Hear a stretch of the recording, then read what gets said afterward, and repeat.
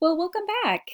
In this unit, we're going to be shifting away from the textbook again to focus on content-based instruction and some specific challenges as well as adaptations in teaching different subject areas to English language learners. So you should have read the ACES Chapter 6 that's available on D2L. Before today. So if you didn't get a chance to watch or to read before watching this lecture, just go ahead and stop the video, take the time to read that chapter, and then come on back. So far in this class, we have talked a lot about teaching the 4 language skills. So reading, writing, listening, and speaking. But as pre-K to 12 teachers, you likely won't be teaching those aspects of language by themselves. You'll really be teaching them in the context of teaching the content of academic subjects.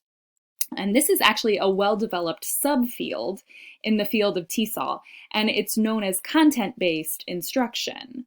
It was developed to help English language learners in public schools when it was found that ELLs in mainstream classes often were not able to master either the academic content or the English language. And at the same time, if they were given the opportunity to study English first and then integrated into mainstream classes, they were delayed in their study of academic content. So it was really a no-win situation. Content-based instruction was developed in order to try and prevent both of those problems.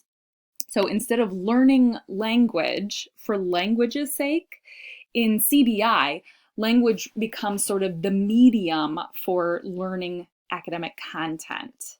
CBI takes a lot of the focus off learning the language because students are learning the language in order to engage in the content of their classes.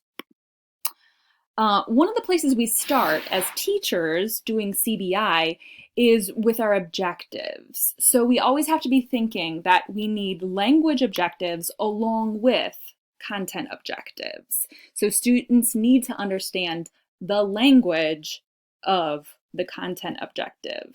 And in addition, there should be a language goal that fits naturally with the content.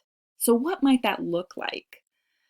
Well, it could look like in, say, history. If you're teaching about events that happened in the past, you can simultaneously be teaching the formation of past tense. That's a natural place where you would see a language objective and a content objective. Similarly, teaching conditional formulation in math. So if you're setting up a hypothetical situation in a word problem in math, something like a new pair of shoes costs $40. If Susie wants 2 new pairs of shoes, and you've got that conditional set up, if Susie wants 2 new pairs of shoes, then, etc. Can you think of some other places where there's a natural content objective that aligns with a language objective as well? Well, you keep thinking about that, and we're going to talk about some of those today, and you'll also be looking at a lot more of those when we get to our unit on planning. There are a few considerations we're going to look at today when thinking about teaching content to ELLs. First, there are some subject-specific challenges that ELLs face when they're working in academic subjects. And we'll look at some of the challenges, but then we'll also look at some of the adaptations we can make when teaching those subjects to provide comprehensible input, that I+1 in those content areas. So this is going to often involve scaffolding, which I'm sure is an idea that you've discussed in your education classes. And those are specific strategies for helping ELLs to achieve greater independence in their learning. So again, we'll look at difficulties and then we'll look at the adaptations we can employ to try and deal with those difficulties. So looking first at some of the challenges, adaptations in math. Some people think that, math is just numbers, so language problems shouldn't really be a huge consideration when teaching math to ELLs. Well, unfortunately, it's really not true. One of the challenges that you're going to find is that students from other cultures or other countries they've often been taught math in a way that they are mainly just focused on finding the correct answer, not so much dealing a lot with the thought process of how you get there. You'll also find that the decimal point is the way that it's used. It actually varies by culture. And in some places, you're going to see a comma instead of that point. The American measurement system is pretty unique. We're almost we're one of the only countries that uses our measurement system. Almost every other country is on the metric system, and that can be a very difficult transition for a lot of students to make. Manipulatives are not always used in a lot of other cultures. Those blocks or tiles, other manipulatives we use in the math classroom are fairly unique to the United States, and so utilizing them can be kind of a foreign concept for a number of our ELLs. Students may have really learned most math by rote memory without having much understanding of the concepts.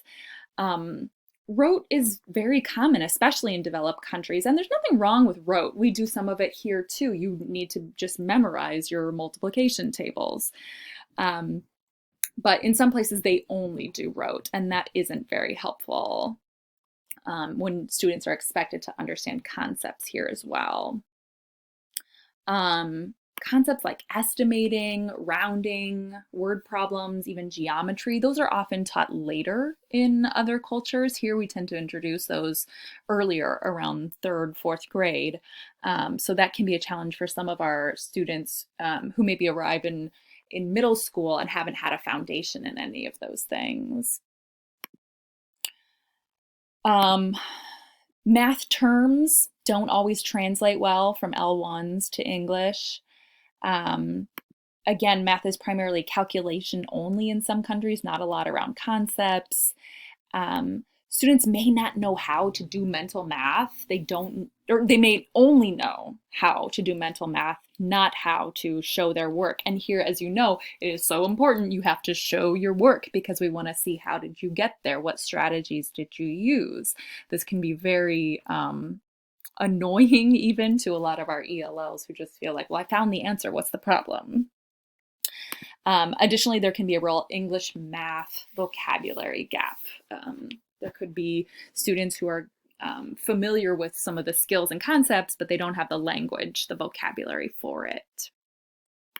So some of the adaptations that we can make to address some of those challenges when teaching math are to use everyday real-life applications. As much as possible, using real-life situations can help to connect and conceptualize some of the math concepts that we are teaching.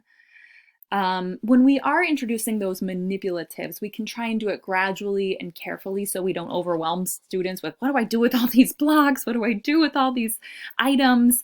Being a little bit, just careful and gradually introducing those. We can create activities that help students to explore concepts instead of just trying to explain them verbally. We can keep drill and practice to a minimum. We can try and help move students away from that rote experience of math and instead provide problems that have multiple solutions so they get used to thinking about multiple ways to approach a problem. As teachers of CBI, we're integrating the 4 skills in all the content areas. So you're going to be doing even speaking activities in math class, writing activities in math class, and we have to make sure that we're providing appropriate support in the way we've talked about in other units up until now when thinking about teaching speaking, teaching writing. We can still utilize a lot of those skills and strategies when teaching math.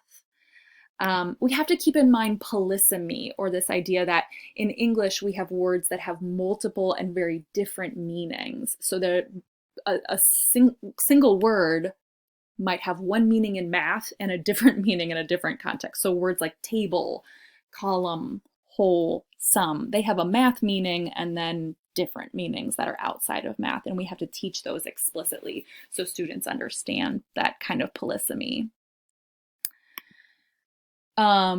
Also, math operations can be expressed in more than one way in English. So the concept of and the skill of addition, we might use all these different words: add, sum, plus, and, combine. How many altogether? Those are all asking students to do addition, and they need to be explicitly taught that those are all asking for essentially the same thing.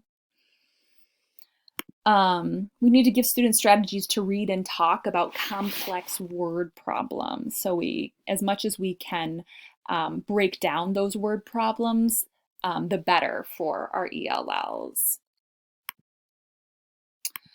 In math, we have a lot of procedural words like estimate, compute, describe. Those all need to be taught and pre-taught as much as possible to our students so they can engage with doing the content and not stumble over all the words.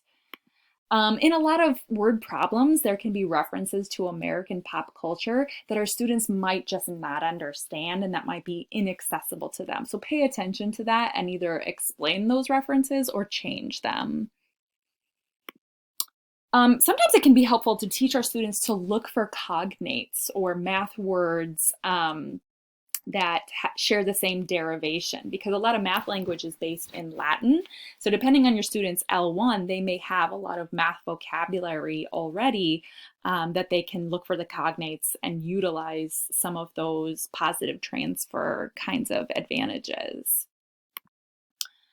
Using tables and pictures to understand information in math is especially helpful. And this is similar to picture books and how seeing those pictures can help them understand meaning when reading. It's a similar idea in math. Using images, pictures, tables can help our students to understand concepts. Again, pre-teaching vocabulary and concepts, making sure we look at our lesson, consider the vocabulary and the concepts that might be difficult for ELLs, pre-teach those in a previous lesson. Also, graphic organizers are especially useful in teaching math and other subjects for ELLs. And so this slide here has a table of a variety of different kinds of graphic organizers. And I like this table because it actually shows on the left, far left column, it's 5 different graphic organizers: Venn diagram, T-charts, cycles, cause and effect, and semantic webs. But then each column shows how that same graphic organizer can be useful in specific subject areas. So social studies, language arts, math, science, etc. Spend some time looking at that, because that can be a really useful, graphic organizers can be such a useful tool. You might even pause the video, look at it in more detail. You could potentially get some ideas for how you might use that in the lesson plan you'll create for your final project as well. Moving to science, there are some specific challenges in this content area as well. The language that is used to explain specific scientific terms can be complex. So words like formulate, categorize, rearrange, they're often words with multi-syllables. They may not have come across these words outside of the science class. Many of the vocabulary words and concepts in science need to be pre-taught.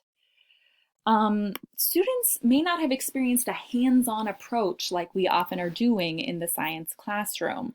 Not all countries and school systems embrace hands-on science exploration, so that whole way of doing science can be new for some of our ELLs. Drawing conclusions on their own or making guesses, that might be a foreign concept. It might be like, well, what's the point of that in the kind of educational system that some of our ELLs are coming from. So teaching our students to have a curiosity and a mindset for trying to make hypotheses and test them and draw conclusions, that all of that can be really new to some of our ELLs. Directions that have multiple steps, these kind of multi-step processes, those need to be broken down for our ELLs. Maybe give them 2 steps at a time. Make sure you're checking in for understanding, coming back and giving them the next 2 steps. But those can be especially confusing and inaccessible for ELLs. Science textbooks are often written in the passive voice, as well as they use a lot of complex sentence structures. And this is very different than the active voice that we tend to favor in American English. So students might not understand this formulation of passive voice, and that needs to be explained and introduced to our students, as well as breaking down some of the complex sentence structure that they might find in their science texts. Even doing work in groups, like they might do in a lab, that can be very strange to some of our students. That might not be something that they've experienced in their science classrooms or other classrooms before coming here. Even a lot of the labs, the equipment, the procedures that we utilize in science here in the United States just might be foreign to a lot of our students. And so helping them to become accustomed to a lot of those equipment and the kinds of procedures that we do in, say, a lab type setting, that's all stuff that has to be broken down and explained and taught to our ELLs. Some of the adaptations that we utilize in order to address some of those challenges are super important, because research has shown that science teachers are the least likely to have strategies to support ELLs in mainstream classes. So that's why you all are being trained in TESL here, is so that when you go to be content teachers, you have this training at hand for having adaptations for your students. Utilizing books that have plentiful illustrations. Again, that idea that visuals can really help in understanding meaning. Front loading a lot of the reading so that is happening before some of the other parts of the lesson. Giving alternatives to the questions at the end of the chapter. So a lot of science textbooks will have a number of fairly complex sentences, complex questions to check for comprehension at the end of a chapter. Can you simplify those questions? Can you reduce their complexity? Can you utilize some of the skills that you learned in our exploration of LexTutor and text simplification? This is the perfect place to try and apply some of that simplification skill.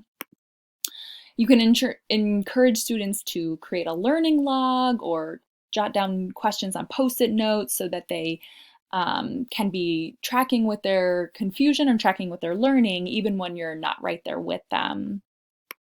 Utilizing authentic visuals, hands-on replicas, models, this kind of use of realia really can help to provide context for concepts in science. Designing cooperative learning groups can be especially helpful in science. So when they are going to be working together in labs or in just elementary science class, doing a lot of group work, making sure you're thinking well about who you're grouping together so that it's a really cooperative learning group where they're going to be doing a lot of listening and speaking together, as well as reading and writing. And of course, graphic organizers, once again, so useful in teaching so many different kinds of concepts to our ELLs, as well as our mainstream L1 students. Social studies. This is the last subject area we're going to look at in this lecture. When we're doing social studies, we're utilizing a lot of higher order thinking. And some of that critical thinking, that's really a process that students need to be taught when we're asking some critical questions about history and social situations. Those are areas in which students will often need a lot of scaffolding and support. Students might be also unfamiliar with vocabulary surrounding historical events, government processes here in the United States, that their history from their own cultures and countries might be quite different.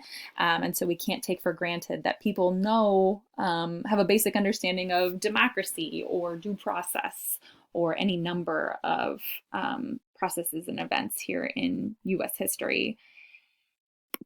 Similar to math, we might find that social studies texts are often written in the passive voice, and they can have extensive use of pronouns. So those are things that we need to point out to our students and explain and teach what's happening in those language formulations. Students might not be accustomed to voicing their own opinions. That might not be normal in the educational context that our ELLs are coming from. Things like debate or expressing thoughts on history, political issues. Sometimes students are actually trained not to do those things. And we need to help them understand that this is normal and acceptable and encouraged here in our educational context. again, some of these concepts that they're going to come across in social studies, things like privacy, democracy, rights, free will, those kinds of things, those will maybe be new to a lot of our ELLs. So we can't take for granted that they are familiar with these concepts. Similarly, they might not be accustomed to expression of an alternative view about conditions in another country. We have to train our students to be critical thinkers and to know it's okay to talk about those things here in social studies classrooms. Some of the adaptations we'll use for ELLs in social studies might be reenactments of historical events. So similar to some of the role playing we've talked about so far in this course, those can be really helpful in thinking about and teaching historical events to ELLs. Using collaborative projects in a low anxiety kind of setting. So having students work together on a project for several weeks, not a high stake project, but really and doing a lot of, again, listening, speaking, reading, and writing about social issues can be especially helpful in developing, again, the 4 skills as well as the content objectives. Students can write what-if stories to create predictions about history or what would happen if there were a different outcome to historical events. These kind of what-if stories can get students really invested into the content, and there's no wrong answer. So the stakes, again, can be low while still a lot of learning is happening. Games are always super engaging and effective teaching tools. So creating games that help students know how and where to find information about history and current events, those can be especially effective in the social studies classroom. Utilizing a lot of different media, so movies, news clips, video streams, those can make content in the social studies classroom very accessible and engaging. Newsella is a especially great website that has articles on current events of a wide range of topics, and you can actually select the reading level of your student, and it will adapt the language in the news piece to whatever level you've selected. You're actually going to explore that website in another one today as part of your tasks. And you can get ideas for how teachers have developed lessons for content-based classrooms, and maybe give you some ideas for your final project as well. So next you should go on over to the task list and see what the details are for all of your activities for the rest of today as you explore content-based instruction. And I will see you next time.